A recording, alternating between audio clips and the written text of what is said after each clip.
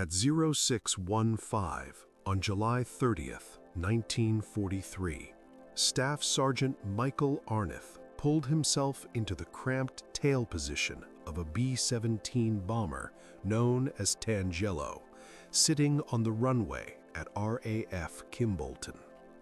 Outside, a dull, colorless dawn stretched across the airfield, the kind of morning that felt heavy before anything had even begun. In just a few hours, that same sky would carry him more than 500 miles into the heart of Germany. Arooth was 24 years old. He had already flown 12 combat missions and claimed 3 confirmed enemy kills. Intelligence briefings that morning warned that the Luftwaffe had positioned more than 300 fighters along the route to the target at Kassel. The odds were not comforting. He lowered himself onto the narrow bicycle-style seat that passed for a workstation. The tail gunner's compartment was barely 4 feet wide and 5 feet long, a tight aluminum box sealed with a curved plexiglass window. 2 Browning half-caliber machine guns protruded behind him, aimed straight into whatever followed the bomber. At cruising altitude, 25,000 feet, the temperature outside would plunge to nearly -60 degrees Fahrenheit. His electrically heated flight suit was the only barrier between staying alive and freezing to death. The 8th Air Force had a name for this assignment. They called it the loneliest job in the war. The tail gunner worked completely alone, separated from the rest of the crew by 40 feet of hollow aluminum fuselage. There was no one to talk to, no one to help if something went wrong, just 1 man, 2 machine guns, and whatever the Luftwaffe decided to send after him. The statistics made the danger impossible to ignore. By the summer of 1943, the average B-17 crew survived only 11 missions before being shot down, killed, or captured. Tail gunners died faster than almost anyone else in the aircraft, second only to the men in the ball turret.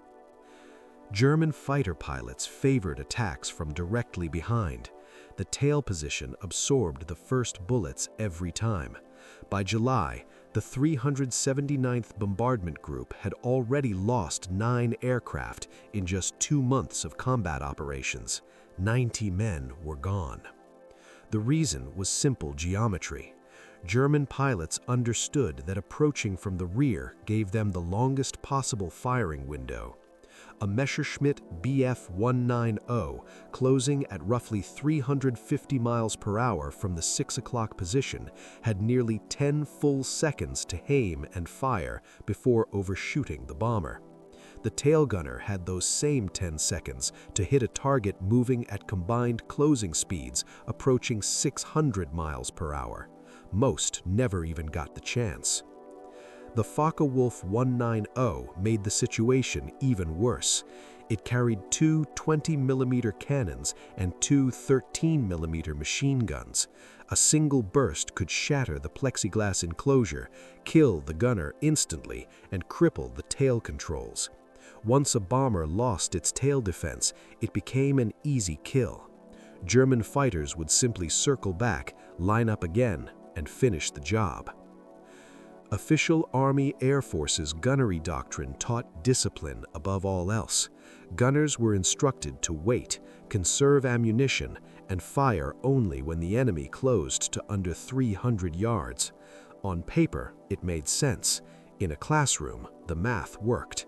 In the air, 300 yards meant the enemy was already firing. By the time a tail gunner squeezed the trigger, he might already be dead. Arooth had seen it with his own eyes. On his 6th mission, a B-17 flying off Tondelayo's right wing took a direct hit in the tail. The gunner never fired a single shot. The German fighter came in fast with its guns already blazing. The first rounds punched straight through the plexiglass before the American could even react. The bomber dropped out of formation, trailing smoke. 8 parachutes appeared in the sky. The tail gunner was not one of them. Doctrine demanded patience. Arooth questioned everything about that idea. German pilots attacked from maximum range because they knew American gunners would hesitate. The Luftwaffe had learned the patterns, memorized them, and exploited the training manual like a roadmap. If you want to understand how Arooth challenged the very doctrine that was getting tail gunners killed, hit that like button. It helps keep these forgotten stories alive. And if you haven't already, subscribe. Now, back to Arooth.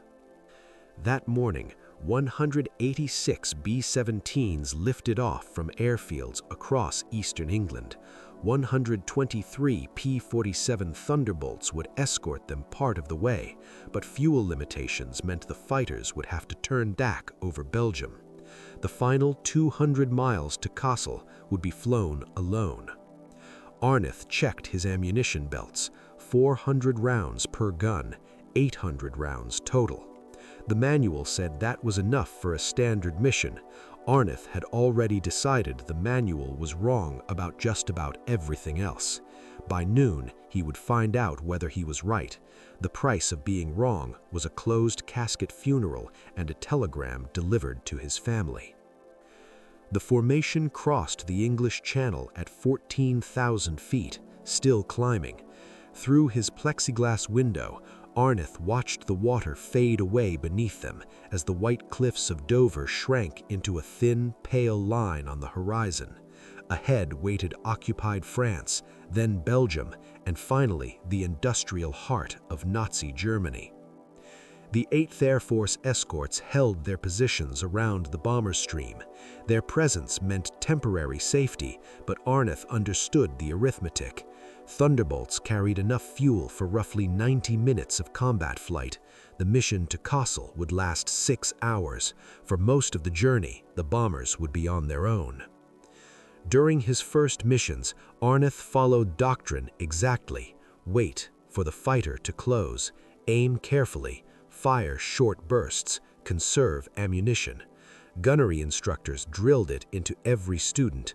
Ammunition was limited. Accuracy mattered more than volume. A disciplined gunner could make 800 rounds last an entire mission. That doctrine assumed the enemy would cooperate. The Luftwaffe did not.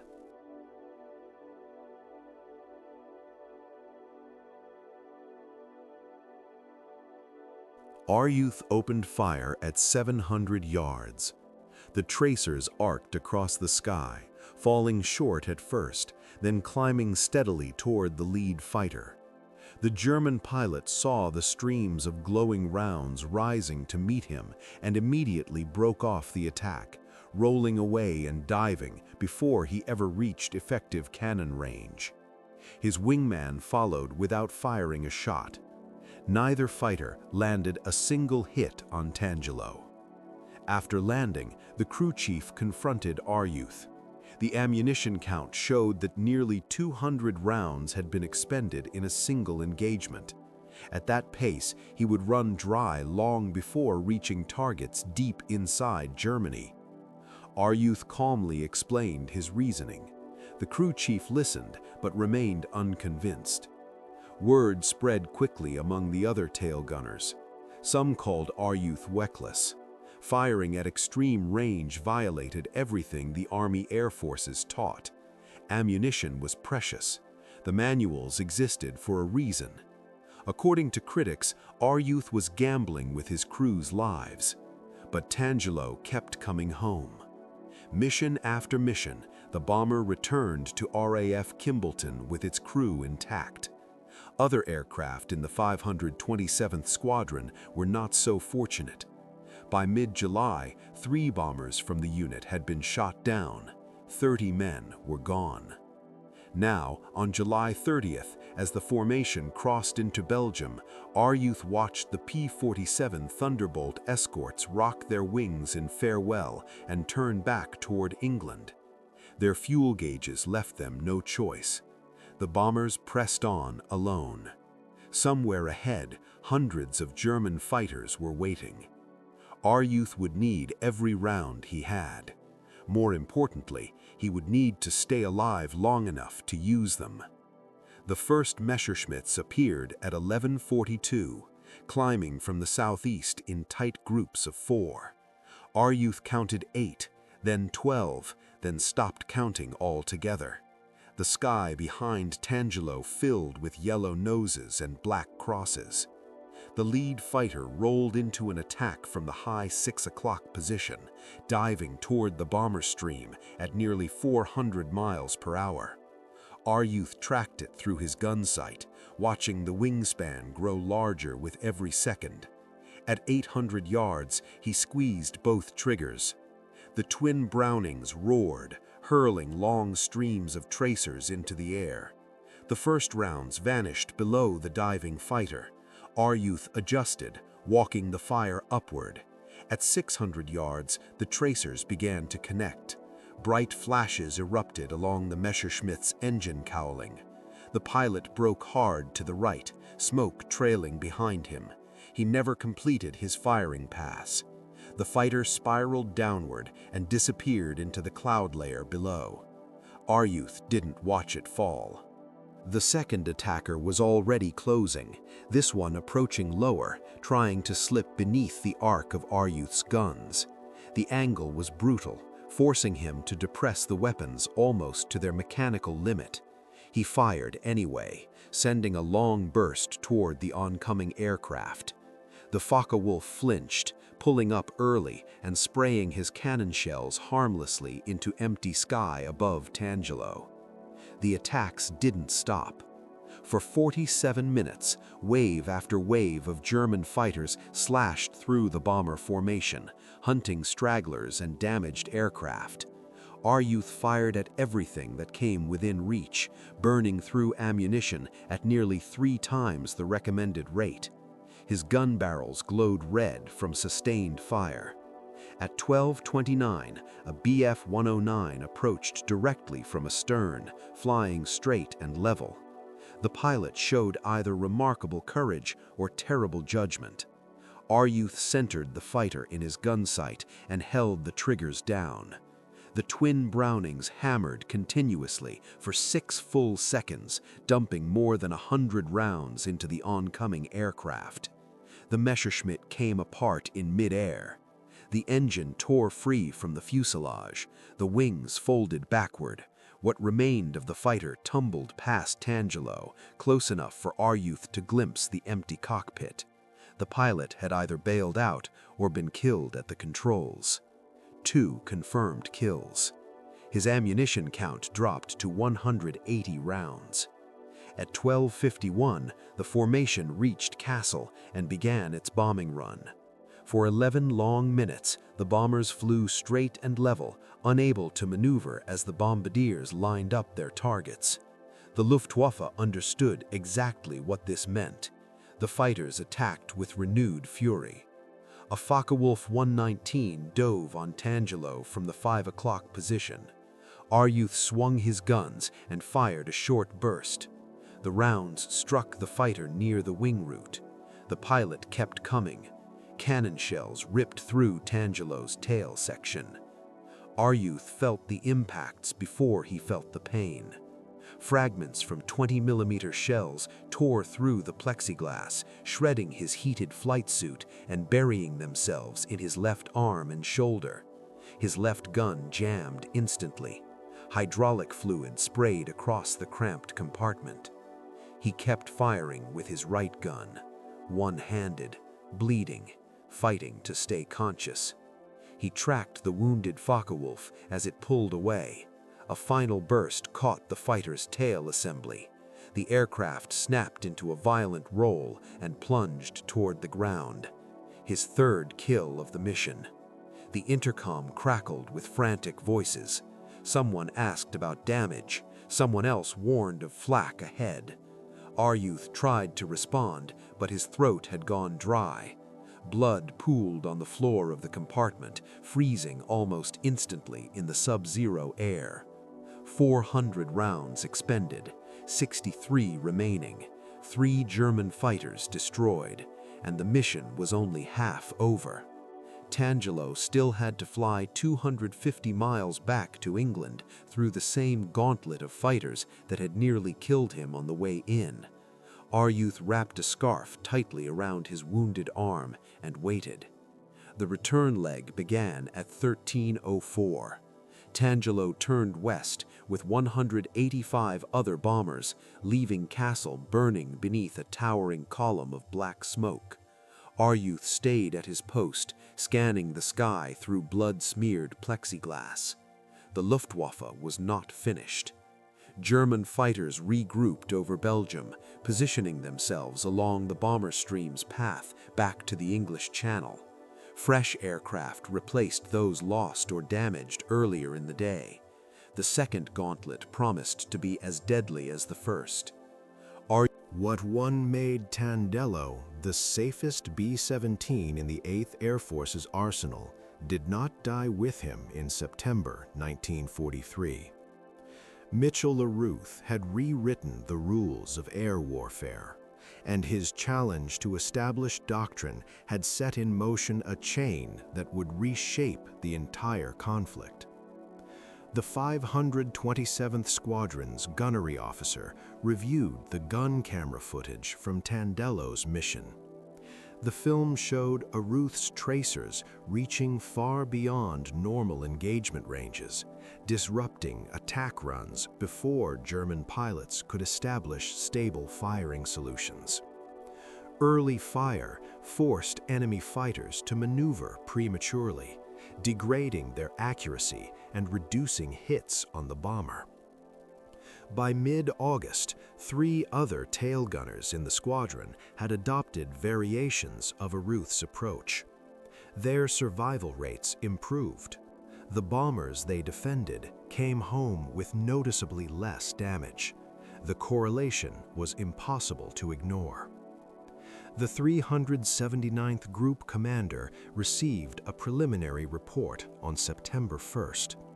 The data suggested that aggressive early fire reduced bomber casualties by breaking up coordinated fighter attacks. The implications challenged nearly 2 years of established gunnery doctrine. While the debate continued, Arooth recovered from his wounds at the station hospital. The shrapnel had missed major blood vessels and nerves. The flight surgeon cleared him for duty on August 19th, just 3 weeks after the Kassel mission. Tondelayo had already been replaced. The original aircraft had been written off, its accumulated battle damage too severe to justify repair. The replacement bomber carried the same name and the same crew. Arooth climbed back into the tail position on August 26th. By then, the Luftwaffe had begun to notice that something was changing in the American bomber formations. German intelligence officers studied the problem closely. In early September, patterns became clear. American tail gunners were opening fire earlier, sometimes at ranges beyond 600 yards. The change disrupted attack formations that had worked reliably for months. Fighter pilots across occupied Europe reported the shift during debriefings. The 6 o'clock approach, once the safest angle against B-17 formations, was becoming increasingly dangerous. Tracers reached out before pilots could establish steady firing platforms. The psychological effect was significant. A pilot watching streams of tracers climb toward his aircraft at long range instinctively maneuvered, even when the rounds fell short. The Luftwaffe's tactical response unfolded in 3 phases. First, they increased approach speeds, diving on bomber formations at maximum velocity to reduce exposure time. Second, they shifted attack angles, favoring high 6 o'clock approaches where gravity aided disengagement. Third, they attempted to target specific aircraft believed to have aggressive gunners, hoping to eliminate the threat before it spread. None of these adaptations solved the core problem. Faster approaches reduced accuracy. Steeper dives made tracking targets more difficult. Identifying aggressive gunners in advance proved nearly impossible amid the chaos of a running air battle. Between August 26th and September 5th, the 379th Bomb Group flew 11 missions. Arooth participated in 4, adding 2 more confirmed kills to his record. Other tail gunners in the group claimed 7 additional victories. The Luftwaffe's loss ratio against the Triangle K bombers continued to climb. German fighter commanders responded by concentrating their attacks. Instead of spreading interceptors across the entire bomber stream, they massed against individual groups, hoping to overwhelm defensive fire through sheer numbers. The tactic succeeded on September 3rd, when concentrated attacks against the 100th Bomb Group destroyed 8 aircraft in just 15 minutes. The 379th Group avoided that disaster by flying a different position within the combat box, but the lesson was unmistakable. The Luftwaffe was adapting, searching for weaknesses in the new defensive methods. The air war over Europe had become a contest of tactical innovation, with each side studying the other's methods and developing countermeasures. Arooth understood the stakes. His technique worked because it surprised the enemy. Once the Germans developed effective responses, that advantage would vanish. Every mission became a test. Every engagement another data point both sides would analyze. The temporary edge provided by aggressive early fire was eroding week by week. The mission scheduled for September 6th would strike Stuttgart, deep in southern Germany. The route required more than 500 miles over enemy territory, the longest penetration the 8th Air Force had attempted that month. Intelligence predicted heavy fighter opposition from bases in France, Belgium, and Germany itself. Stuttgart produced ball bearings, components essential to every vehicle, aircraft, and weapon in the German arsenal. Its strategic importance made it one of the most heavily defended targets in Europe. Flak batteries ringed the city. Fighter squadrons were positioned along every likely approach. The briefing on September 5th made the risks clear. The 379th Group would fly in the lead position of the combat wing, responsible for navigation and bomb aiming for all formations behind them. The feed mechanism running smooth, the barrels replaced after accumulating too many rounds. Arooth loaded 1,200 rounds instead of the standard 800. The extra ammunition added weight, but weight felt far less important than firepower. Tomorrow would test everything he had learned. Tomorrow would determine whether his methods could survive the most dangerous mission of his career. The Stuttgart mission launched at 0540 on September 6th. 187 bombers climbed into an overcast English sky, forming up over the North Sea before turning southeast toward occupied Europe. Tondelayo flew in the lead element of the 379th Formation, positioned where Arooth would face the first attacks from any direction. The fighters found them over France at 9:15. Messerschmitts and Focke-Wulfs rose from airfields across the region, climbing hard to intercept the bomber stream before it reached German airspace. The initial attacks came from the 11 o'clock position, head-on passes that tested the nose gunners rather than the tail. Arooth waited, watching contrails multiply behind the formation. The Luftwaffe was building strength, assembling fighters from multiple units into a concentrated force. By 9:40, intelligence estimates counted more than 100 interceptors tracking the bombers. The rear attacks began at 10:08. A staffel of 12 Bf-109s positioned themselves 2,000 feet below the formation, then pulled up into a climbing attack from the low 6 o'clock position. Arooth opened fire at 700 yards, sending tracers into the lead element. 2 fighters broke off immediately. A third absorbed multiple hits and fell away, trailing smoke. The remaining 9 pressed their attack. Cannon shells tore through the formation, striking bombers throughout the 379th Combat Box. The B-17 flying off Tondelayo's left wing took hits to its number 3 engine. Another bomber in the low squadron began trailing fuel from ruptured tanks. Arooth kept firing, shifting from target to target as fighters flashed through his field of view. His ammunition counter dropped steadily, 600 rounds, then 500, then 400. The attacks showed no sign of slowing. At 10:31, a Focke-Wulf 190 dove on Tondelayo from directly above and behind, using the sun to hide its approach. Arooth saw the fighter too late. 20mm shells punched through the tail section before he could bring his guns to bear. The impact slammed him against the plexiglass. His left gun was destroyed, the receiver shattered by a direct hit.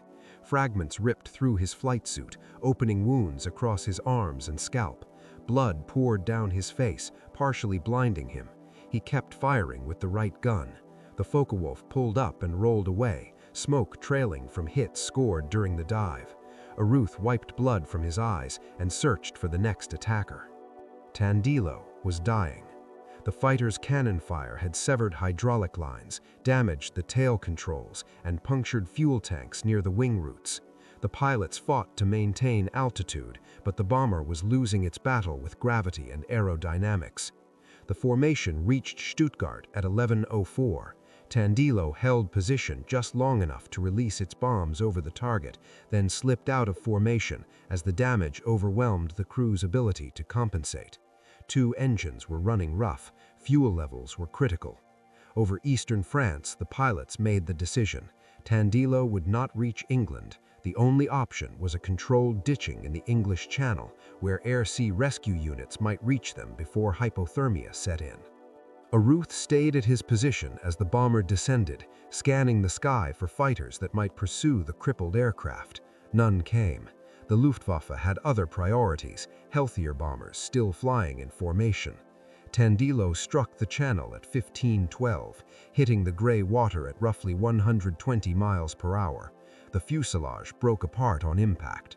Arooth was thrown forward, his head slamming into the gun mount. Darkness followed. When he regained consciousness, he was floating in a life raft. British rescue boats were already approaching. All 10 crew members survived the ditching. The bomber that had carried them for 17 missions rested on the bottom of the English Channel. The 379th Bombardment Group commander was already requesting Arooth's mission reports. The Distinguished Service Cross citation arrived on October 14, 1943. The second highest military decoration the United States Army could award, recognized Arooth's actions during the Kassel and Stuttgart missions. The citation specifically mentioned his decision to continue firing while wounded, crediting his defensive fire with protecting the bomber during its most vulnerable moments. By late October, the 8th Air Force gunnery staff had completed their analysis. The data covered 14 bomber groups across 3 months of operations. The conclusions challenged assumptions that had governed American air combat since 1942. Tail gunners who engaged targets beyond 500 yards showed measurably higher survival rates than those who followed standard doctrine. Early fire disrupted enemy formations, forcing German pilots into defensive maneuvers instead of stable firing platforms. The ammunition cost was high, but the trade-off favored aggression.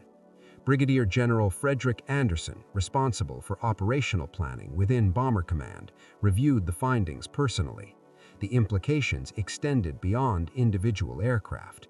If coordinated early fire from multiple bombers could disrupt mass fighter attacks, the entire defensive doctrine required revision. The formal policy change came in November. New gunnery guidelines authorized tail gunners to engage targets at extended ranges when tactical conditions allowed. The language was cautious, but the meaning was unmistakable. The approach that had kept Arooth alive was becoming official doctrine. Arooth never saw the policy fully take effect. His head injuries from the Stuttgart ditching proved more serious than initial evaluations suggested. After returning to flight status in late September, he completed 3 additional missions before medical officers grounded him permanently. Recurring headaches and vision problems made continued combat duty impossible. His final tally stood at 17 confirmed kills, with 4 additional probables awaiting verification. The number placed him among the highest-scoring bomber gunners in the 8th Air Force. Some records credited him with as many as 19 victories, though documentation inconsistencies made precise counts difficult. The Distinguished Flying Cross followed the Distinguished Service Cross. 2 air medals with oak leaf clusters recognized his cumulative combat achievements. The Purple Heart acknowledged his wounds. By the time his combat career ended, Arooth had accumulated more decorations than most pilots. The 379th Bombardment Group continued operations for another 18 months, flying through the winter of '43, the invasion summer of '44, and the Campaigns of 1945. The tactics Arooth had pioneered spread throughout 8th Bomber Command. Tail gunners across the 8th Air Force adopted variations of early engagement doctrine, each adapting it to their own aircraft and combat conditions. The statistical impact appeared gradually. Bomber loss rates declined through 1944, influenced by several factors. Longer-range fighter escorts reduced the time bombers spent unprotected. Improved aircraft systems increased survivability. But defensive gunnery played a role as well, and the shift toward aggressive early fire was part of that change. German fighter pilots noticed the difference. Interrogation reports from captured Luftwaffe air crews mentioned the growing danger of tail attacks against American formations. The easy kills that had defined early bomber interceptions became increasingly rare. Some pilots abandoned rear approaches altogether, shifting to head-on attacks and accepting extreme closure speeds to avoid the concentrated fire coming from the tail hemisphere. Arooth returned to the United States in early 1944. The Army Air Forces assigned him to training duties, where his combat experience could be passed on to new gunners preparing for deployment overseas. For the remainder of the war, he taught others the techniques that had kept him alive. The students who passed through his courses carried those methods into combat over Germany, over Japan, and across every theater where American bombers faced enemy fighters. What he did after the war surprised nearly everyone who knew him. Michael Arooth did not leave military service when the fighting ended. In 1947, he transferred to the newly formed United States Air Force and continued serving for another 15 years. The man who had survived the deadliest skies over Europe remained in uniform until 1962, retiring at the rank of Master Sergeant. To some, the decision was puzzling. Arooth had accumulated enough combat experience for several lifetimes. He had been wounded more than once, gitched in the English Channel, and faced death countless times. Many veterans with similar histories wanted nothing more than civilian life. Arooth saw it differently. The Air Force had given him purpose during the darkest years of the century. The skills he developed had saved lives, not only his own, but those of the crews he flew with and the gunners who learned from him. Walking away felt like abandoning something that still mattered. His post-war years were quiet. He married, raised a family, and rarely spoke about his combat experiences. The medals stayed in a drawer. The memories stayed locked away. Like many veterans of his generation, Arooth believed that those who had not been there could never fully understand. Elmer Bendener, Tondelayo's navigator, chose a different path. He became a journalist and author, eventually writing a memoir titled The Fall of Fortresses.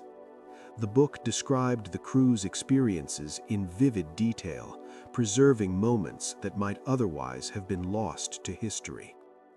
Bendener's account ensured that Tondelayo and her crew would not be forgotten.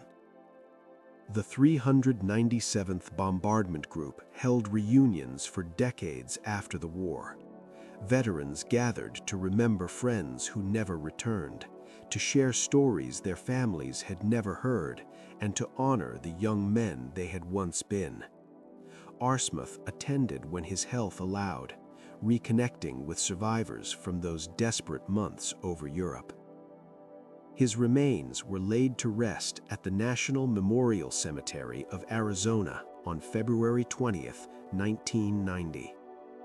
He had died 5 days earlier in St. Augustine, Florida, at the age of 70. The headstone listed his rank, his service branch, and his war. It did not mention the 17 enemy fighters he had destroyed, the crews he had protected, or the doctrine he had helped reshape. Military cemeteries are full of such understatement. The stones record names and dates, but they cannot capture the weight of what those names represent. Arooth lies among thousands of other veterans, each with a story worth telling. The mighty 8th Air Force Museum in Savannah, Georgia, preserves the history of the bomber crews who flew from England. The 397th Bombardment Group's records are archived there.